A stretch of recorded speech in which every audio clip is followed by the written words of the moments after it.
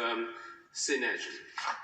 Initial findings based on a small cohort suggest it may reduce the chance of developing severe disease substantially and could cut hospital admission time by a third.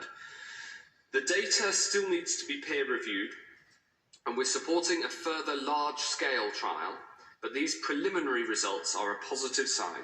Labour described the news on the Oxford vaccine as encouraging and exciting. But we also have to understand that there have been many false storms before in the history of infectious disease, however. So what happens if a vaccine doesn't become available? He moved on to the tracing programme, saying that nationally 71% of contacts were being reached, well below the 80% needed for it to be effective.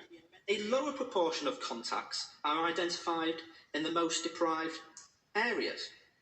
We still don't have an app either, Mr Deputy Speaker, despite his promises, with Whitehall sources now briefing that he has, quotes, a tendency to overpromise and only sometimes deliver.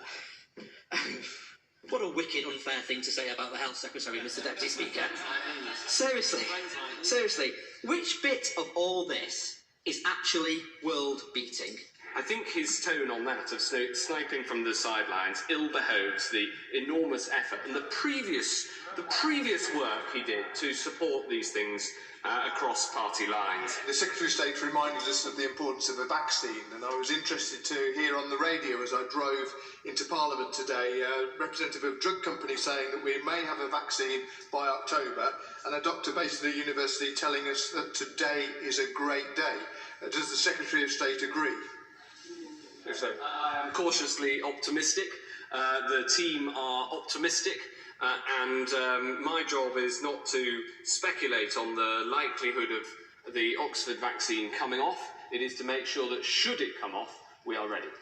The SNP also wanted more information to be made available locally, so contacts of infected people could be traced. Postcode information was utterly insufficient. So by what date can he guarantee